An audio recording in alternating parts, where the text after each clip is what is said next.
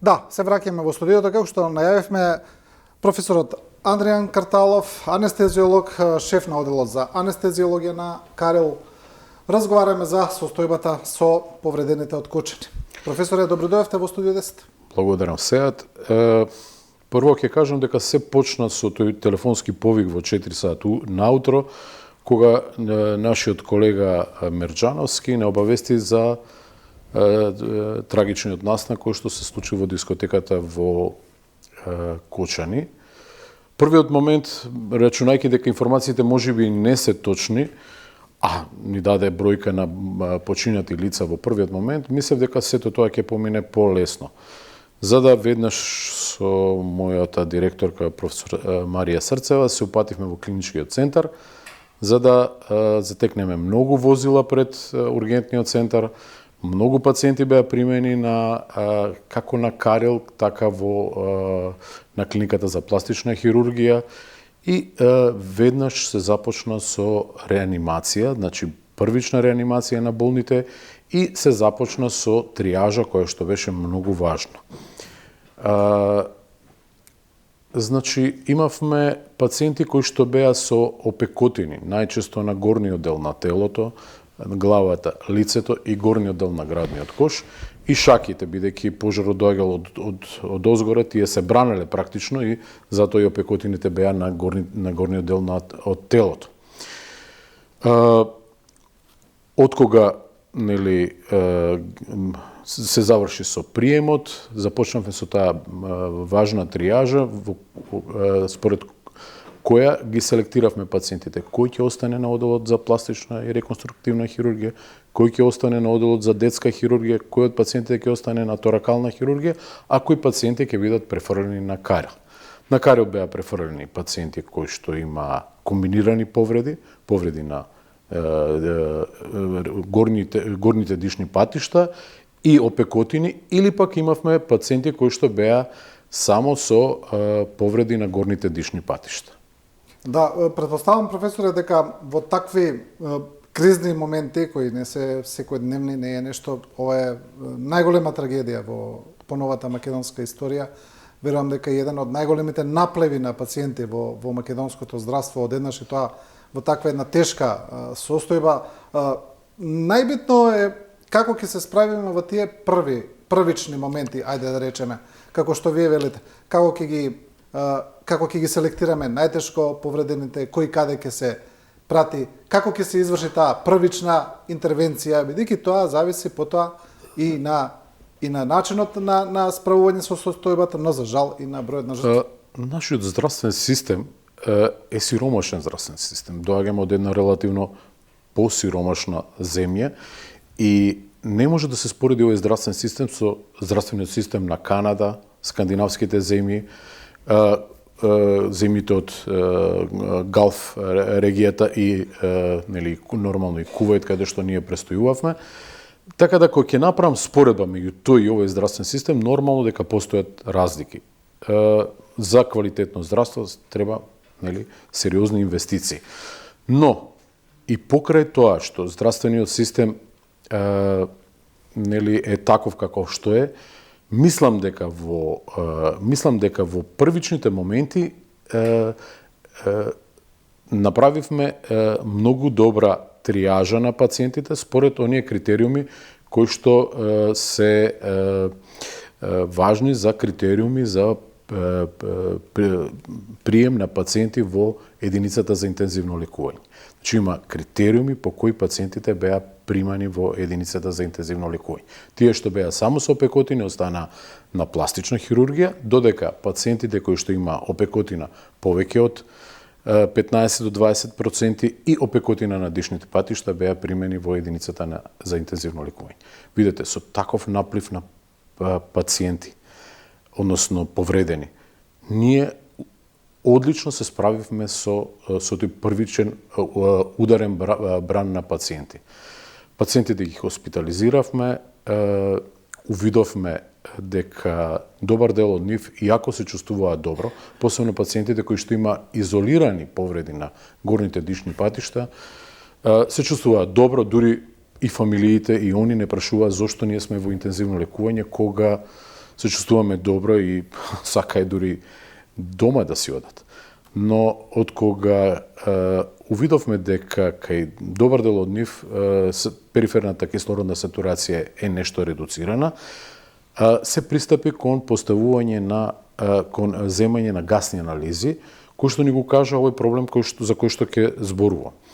Значи, гасните анализи покажува редукција на парцелниот притисок на кислород, да речеме, кај добар дел од нив, зборам за покритичните пациенти, ако нормално е околу 100 мм живин столб, кај овие пациенти парцелниот притисок на кислород беше некаде околу 60 до 70 мм живин столб, што кај нормални пациенти е и индикација за поставување на пациентите за механичка вентилација. Парадоксално, значи тие пациенти се чувствуваат добро, но гасните анализи кажуваат нешто сосема друго.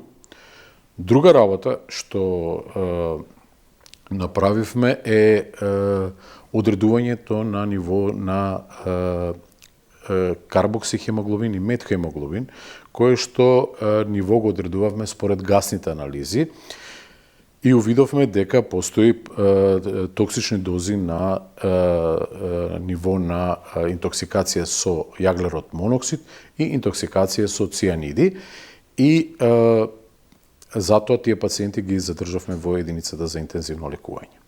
Да. Како се правеше селекција и на пациентите кои ќе одат во странство? Кој каде ќе оди? Како ги праќевме таму? Значи, како што ви реков, пациентите со опекотини повеќе од 20%, барем зборам од анестезиолошки аспект. Колегите од пластична хирургија тоа си го правеа врз основа на процентот на опекотина и степенот на опекотина. Додека ние, бидејќи имавме комбинирани повреди, значи повреди на опекотини на горните дишни патишта и опекотини на кожата, ние тоа го правевме според гасните анализи и периферната кислородна сатурација и потоа продолжувавме, правевме консултации со колегите од клиниката за ОРЛ, како и колегите од пулмологија, кои што ни помогна околу правење на видеоларингоскопијата и бронхоскопијата и ни ја потврдија состојбата на гасните анализи, односно дека пациентите имаат оштетување на горните и долните дишни патишта од самата термичка повреда. Да, добро. Ке продолжиме, се разбира сега на истата тема ќе зборуваме за состојбата на пациентите. Сакам да дадеме мала една доза на оптимизам во целата работа. Имавме едно видео од утрово кој се шили на социјалните мрежи. Значи зборуваме за Јован Костадинов, кој е херој, кој спаси 20 деца, денеска беше причекан во гимназијата Ванчо Прке во Виница. Ајде да видиме како изгледало тоа, па ќе продолжиме со разговорот. Јован, свака ти час. Hvala mnogo. Добар си, нели? Dobro, opravijem se. Ајде.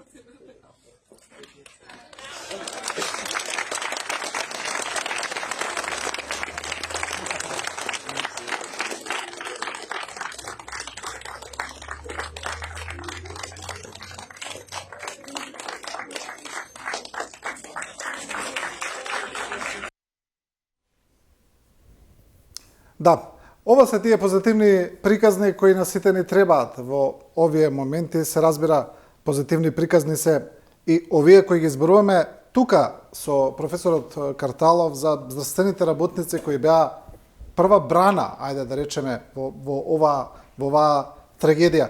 Професоре, каква е сега состојбата на вашите пациенти и можете ли да ни го дообјасните делот за тоа, за дека, како што вие велите, пациентите се чувствувале добро, но сепак она што вие сте го приметиле со вашите анализи, дека не е баш толку добро, особено поврзано со штетните гасови. Пред да се надоврзам за штетните гасови, не морам да го пофалам персоналот на Карил, менеджментот исто на клиниката од која што доаѓам, значи од Тоарилуц.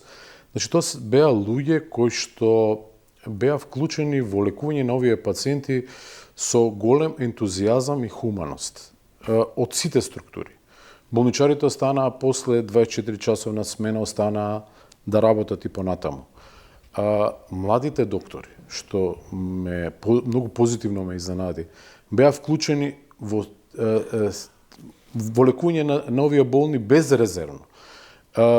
Во тие моменти имавме помош од нив и во административниот дел, бидејќи добар дел од нив, бидејќи се упатува во странство, требаше да се направи историја на болест, епикриза и така натаму, и сето тоа требаше да биде направено на англиски. Сето тоа беше беспрекорно и брзо направено од нивна страна и морам да упатам пофални зборови до клиниката за анестезија, бидејќи навистина успешно се справивме со овој предизвик кој што беше навистина сериозен предизвик за државата и воопшто за македонската анестезиологија. Се разбира дека во тешки моменти се треба да се види квалитетот на луѓето, волјата на луѓето, хуманоста на персоналот, што секако е добро што во оваа трагедија барем тоа исплива на површина. Јас бев изненаден, морам да признам. Значи безрезервна хуманост. Едноставно луѓето беа посветени на работата и секоја чест за персоналот на клиниката и воопшто на здравствените работници. Да, се разбира. Можеме ли сега да објасниме ова што го зборувате во однос на штетните гасови? Има интересен момент кога меревме периферна кислородна сатурација, онај обичен пулсоксиметар кој што сите го знаеме и кој што покажуваше некакви бројки од лесна редукција. Например, ако е нормалната вредност 100, значи кај овие пациенти имавме некаде 93, 94, 95 сатурација и тоа нас не плашеше, бидејќи знаевме дека овој сензор го регистрира карбоксихемоглобинот. Бидејќи хемоглобинот е оној кој што го носи кислородот до периферијата, меѓутоа што станува со овие пациенти?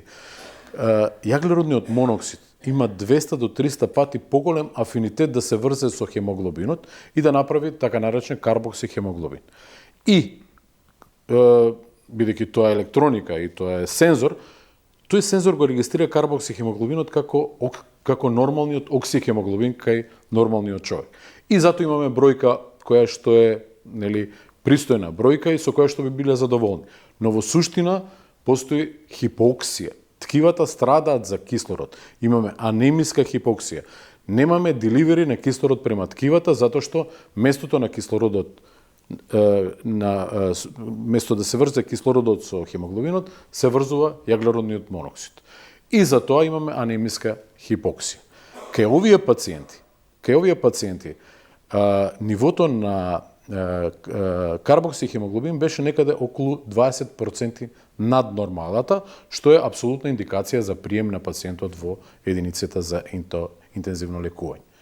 Единствен антидот за интоксикација со јаглерод моноксид е кислород, кој што ние апсолутно го спроведувавме. Најпрво, значи со обична кислородна маска, за да кај потешките случаи примениме и така наречена ребридинг маска, со оној балон што е напред на самата кислородна маска, и на тој начин интоксикацијата ја намалуваме, односно ако полуживот на тој карбоксихемоглобин е некаде околу 6 часа, со примена на оксигенотерапијата која што ние спроведувавме, полуживотот на карбоксихемоглобинот паѓа на саат и пол до за полуживотот изнесува саат и пол. Уште подобра оксигенотерапија се спроведува со барокомора, кога полуживотот на карбоксихемоглобинот го редуцираме и на некаде на 30 минути, што е одлична опција, но и саат и пол е она што ние го направивме е многу добра терапија која што ние спроведовме во нашата единица. Кај оние пациенти, бидејќи имаме опекотини на горните дишни патишта, нормално да се очекува оток на горните структури, на лицето, така да пациентите, кај зборам за потешките, буквално пред очи толку многу отекуваат да мораше кај еден дел од нив да се направи елективна. Значи, иако гасните анализи не беа во прилог на интубација, можеше да се направи елективна интубација и поставување на механичка вентилација, за да се превенира потешкоти при обезбедување и одржување на горниот дишен пат. Дел од нашите пациенти кои што беа во западните држави, да не навлегувам во која држава, веднаш по примат и направи и трахеотомија, заради обезбедување и одржување на дишниот пат, бидејќи дишните патишта се толку хиперемични, оттечени, да одржувањето и обезбедувањето на дишниот пат, кој што е од витално значење за пациентите кои што се на механичка вентилација, биде направена елективна, значи пред самиот транспорт, бидејќи транспортот е ризичен. Упатуваме пациенти во странство кои што се на механичка вентилација. И за среќа, благодарам и на нашиот тим од Карел, ниту еден проблем не се случи при транспорт на пациентите од Карел према аеродромот и за среќа не се случи никаков инцидент при транспортот, бидејќи тие пациенти не се стандардни пациенти, тие се пациенти на механичка вентилација, што многу кратно ги зголемуваат проблемите при лекување, бидејќи не се само дишниот пат и механичката вентилација, тие пациенти се на и одредена терапија, како антибиотска, така и терапија со течности, така и вазопресорна терапија, одат специјални лекови кои што даваат подршка на циркулацијата. И сето тоа да го изменаџирате во едно комбе и да, сето тоа го направите при транспорт со авион во друга држава, навистина е успех за една мала држава. Професоре, како мислам дека тоа до сега никој не го објасни во однос на транспортот на пациентите во странство, дали тие кога ги пратија, да речеме, авионите или возилата на брза помош, со нив прати медицински тимови нивни? Да, значи имавме мешани тимови во тој момент кој беше слободен, одеше на транспорт и од специјалистите наши, затоа и сакам да ги пофалам. Едноставно списокот сам се правеше. Тој е слободен, тој оди на транспорт. Имавме голема помош и од приватните болници, тоа морам исто да го кажам, бидејќи колегите активно се вклучија и во прием на пациенти, како и во транспортот на пациентите. Вистина многу ни помогнаа. Втора работа, што исто би сакал исто да се надоврзам околу гасовите, што пред малку ги начнавме, вториот проблем што го имавме е труење со цијанидите. Цијанидите се гасови кои што се ослободуваат при горење на пластични маси, гума, разни синтетички фибервлакна и така натаму, и тие се тие кои што исто така прават проблем на ниво на хемоглобинот. Кај јаглеродниот моноксид беше карбоксихемоглобин, кај овдека настанува метхемоглобин, кој што исто така со токсиколошките анализи се докажа дека е присутен. Тој метхемоглобин прави да оној кислород кој што и така стигнал до периферните ткива и до секоја клетка на човековиот организам, да неадекватно се врши оксигенација на ниво на клетката. Значи не е само транспортот, него и проблеми на ниво на клетката. И сега немаме само анемиска хипоксија, како што беше кај јаглеродниот моноксид, овдека имаме и друг тип на хипоксија, хистотоксична хипоксија поради проблеми во самата клетка која што е начната од интоксикацијата од цијанидите. Имаме ли информација, вие, сега зборувам генерално, бидејќи знам дека сте и дел од кризниот штаб, за состојбата на пациентите кај нас и во странство, имаме ли се уште критични пациенти? Па има критични пациенти, секој пациент кој што е на механичка вентилација, независно дали е во најсовремената болница или е кај нас, е пациент кај кој што може да се надоврзат компликации. И тоа е така. Значи, овие пациенти се имунокомпромитирани, значи со ослабен имунитет. Овие пациенти имаат отворени површини на кожата, кои што се, нели, потенцијално место каде што може да навлезе инфекцијата. Спрема литературата вели дека во првите 24 до 48 часа се накалемуваат во главном грам позитивните бактерии, тоа се стрептококот и стафилококот, а поднатаму доаѓаат хоспиталните инфекции, како што се псевдомонас, ацинетобактер, ентеробактер, кои што се бактерии присутни во сите интензивни лекувања, вклучувајќи го и нашето и сите интензивни лекувања во светот. Ние имавме прилика, дел од колегите да работиме нели во Кувајт и да работиме во кувајтските интензивни лекувања. И таму исто така. Бактериите тие се присутни во сите интензивни лекувања и навистина менаџментот околу антибиотската терапија е предизвик и тука се вклучени Институтот за микробиологија, тука се вклучени нашите колеги кои што успешно го изменаџира оној првичен бран со кој што навистина сум задоволен и успеавме да направиме добра работа. Да, и уште ова би ве прашал за пациентите, што е и за овие што ќе се излекуваат, што еве гледаме дека секој ден и министер за здравство информира колку се пуштени дома на домашно лекување и така натаму. Што е со пациентите кои ќе ја завршат, да речеме на некој начин, интензивната терапија или тешката терапија, што подосна ќе имаат ли трајни последици? Знаете како, за среќа доаѓаме од оддел кој што не очекува голем дел од пациенти да бидат препратени према Карел. Зашто? Од проста причина што тие пациенти кои што би требало ние да ги акцептираме, тоа се пациенти кои што се на механичка вентилација или високо кислородна поддршка. А доколку успеат во земјите каде што беа пратени пациенти да ги симнат од механичка вентилација, тогаш ќе имаме, да речем, полесна работа и би спровеле обична кислородна терапија и очекувам да таа бројка биде мала према Карел. Но колегите од пластична хирургија, општите хирурзи ќе имаат многу повеќе работа од нас. Да.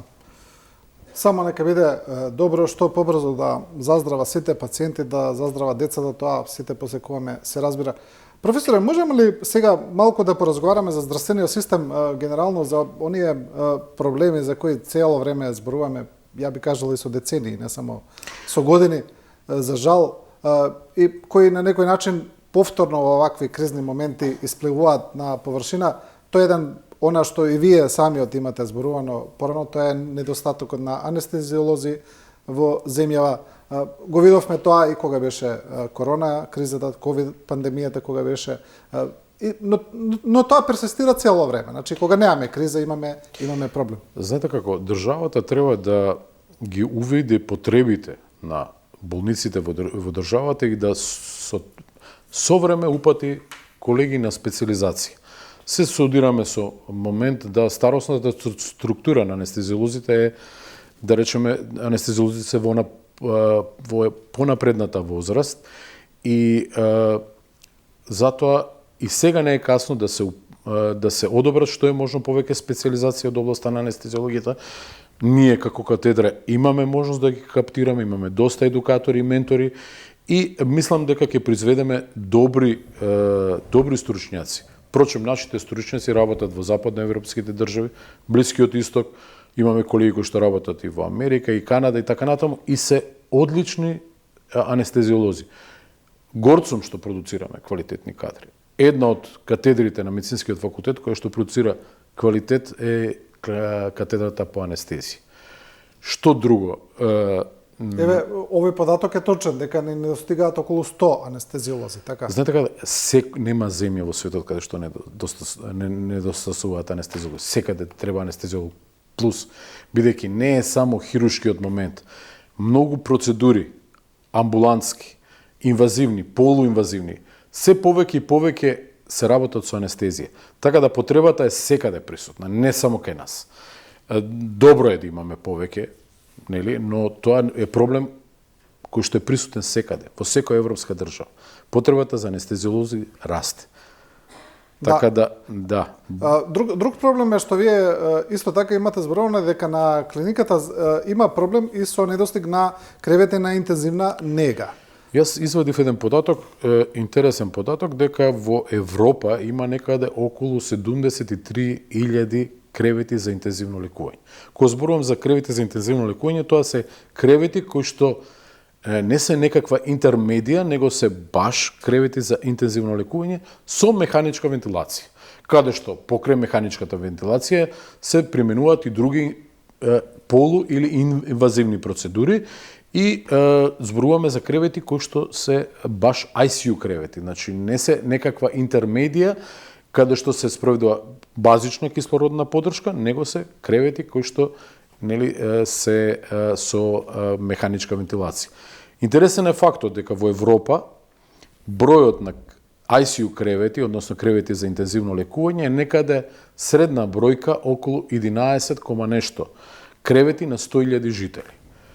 Нашите земји во обкружувањето, Словенија, Хрватска, Бугарија, Грција, имаат некаде околу 5 до 6 кревети на 100.000 жители.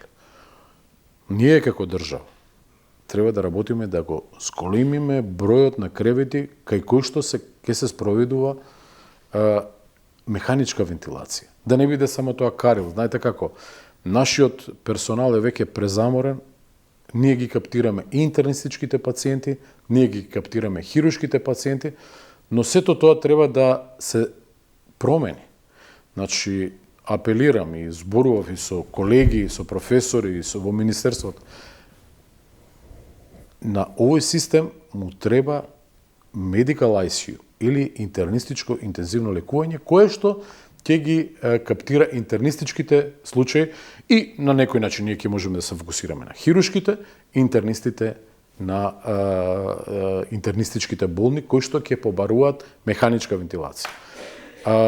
Знам дека тоа е процес, тоа не бива преку ноќ и од организационен тип, но што направив јас на мојата катедра, односно јас и колегите, воведовме субспециализација по интензивно лекување и побарав од Министерство секоја интерна клиника да обезбеди по 6 субспециализации од областа на интензивното лекување. Имаме ментори на нашата катедра и едукатори и очекувам да бидат испратени колеги од интерните клиники, од клиниката за инфективни болести на субспециализација на нашата клиника и на останатите клиники кои што се вклучени во оваа субспециализација по интензивно лекување, за да може за 2 години да имаме кадар кој што ќе може да се вклучи. Тоа да бидат млади луѓе, ентузијасти кои што ќе сакаат да ја почнат механичката вентилација. До тогаш здравствените власти нека работат да обезбедат 8 до 10 кревети за интернистички пациенти, кои што ќе бидат на механичка вентилација.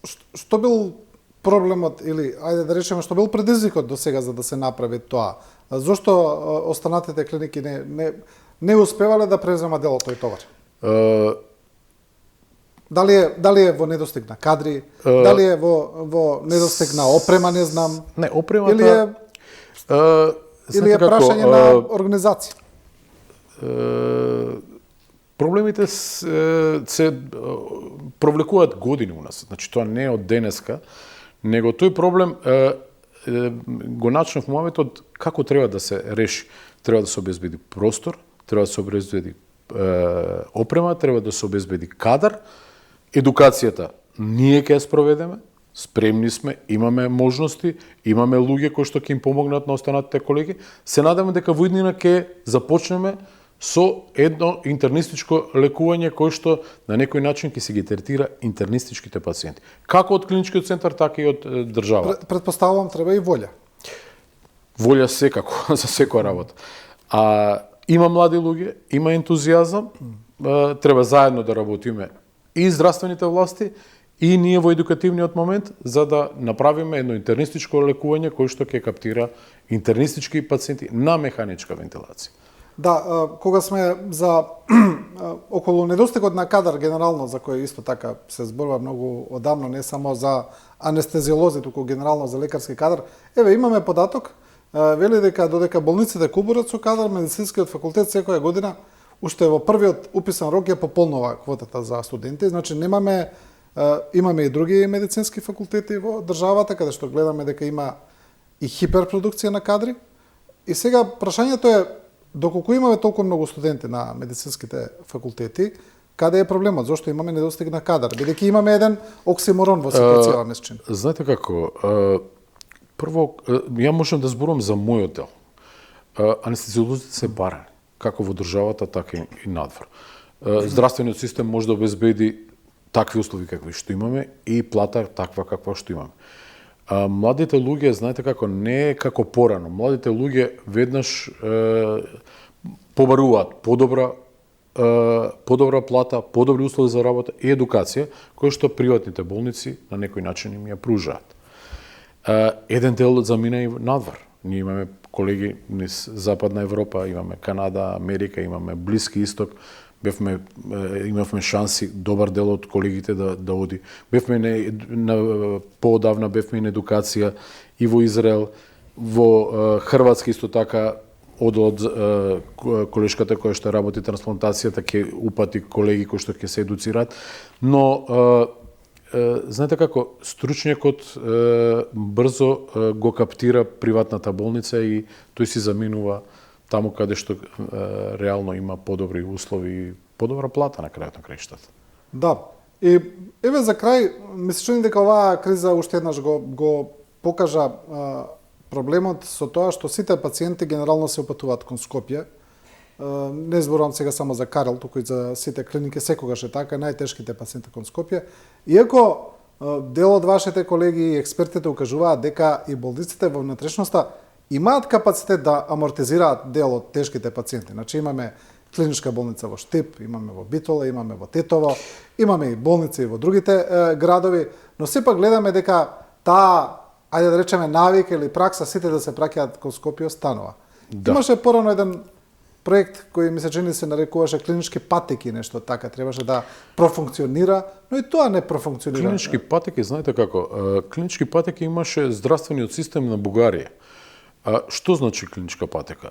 Парите од фондот го прати пациентот. Например, ако треба да се оперира од кила и тој сака да се оперира во клиничкиот центар, парите од фондот ќе бидат префрлени во буџетот на клиниките. А доколку не би сакал да се оперира Битола, Штип или кој да е град, тогаш парите нема да одат таму. И автоматски на некој начин оној кој што работи повеќе, оној кој што е заинтересиран, оној кој што ќе пружи поголем квалитет, нормално ќе биде повеќе награден. Тоа би ги мотивирало и болниците во внатрешноста, едноставно да бидат малце поагресивни во пристапот кон пациентите, да речеме, или повеќе вољни, ајде да речеме, не знам како. Па мислам да, треба да се најде начин како тоа да каптираат повеќе пациенти, го растеретат клиничкиот центар, мора да се разговара со нив, проблемот околу доедукација, проблемот околу техника, дали нешто е екстра потребно, да се види, да се направи една евалуација и да се види каде треба да се помогне за да профункционираат тие центри. Имаме ли идеја што е генерално проблемот? Дали сега зборувам за внатрешност? Дали е во недостиг на кадар, дали е во недостиг на опрема, ова што зборувате?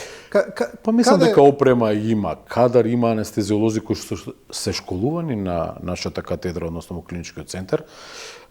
Едноставно, веројатно се оди по линија на помал отпор или не знам што е друга причина, но кадарот не е едуциран, можеби во одредени моменти му треба некој апдейт, но брзо тој апдейт ќе се совлада и брзо ќе се вклучи. Потребно е само да се има добра волја. Да. Мислам дека тоа е еден од главните проблеми на здравствениот систем, како што кажав, одамна се зборува да се растерети клиничкиот центар. малку повеќе да се посвети на едукација за она што би требало да биде наменен на Универзитетски клинички центар, а сега фактички Скопскиот клинички центар е една болница за цела Македонија. Сите тука доаѓаат, сите тука се лекуваат и вие и како професори немате премногу време да се посветите на едукација. Знаете како, ние имаме и здравствена дејност и едукативна дејност. Здравствената дејност ја практикуваме, значи, во третман на пациентите, како во операционите сали, така и во единицата за интензивно лекување, меѓутоа имаме и успешна работа на нашата катедра. Со гордост можам да кажам дека нашата катедра е една од подобрите на медицинскиот факултет, бидејќи продуцира доктори кои што покрај добрата едукација имаат и добри вештини. Значи, во сите облици на делување на анестезиологијата, како во областа на интензивното лекување, така во областа на регионалната анестезија, општата анестезија веќе се профилираме према одредени гранки, се носиме со предизвиците на поедини области кои што се специфични за анестезиологијата и мислам дека не сме далеко од земјите во регионот. Да. Добро, професоре, ви благодарам за ова гостување. Се надевам уште еднаш на крај и посакувам што побрзо оздравување на сите пациенти и што повеќе да гледаме дома секој ден. Благодарам сеат и би замолил да, бидејќи изминатиот период видовме што се случува, дајте малку акцент на анестезиолозите. Да анестезиолозите бидат повеќе присутни во вашите емисии, бидејќи ние сме мала бројка, ги вадиме врелите костени, а немаме време за овој момент на да ја информираме јавноста за нашите активности како во единицата за интензивно лекување, така и во операционите сали. Се разбира дека ќе го направиме тоа. Ви благодарам уште еднаш. Благодарам и на вас. Со ова гостување го завршуваме првиот дел на емисијата.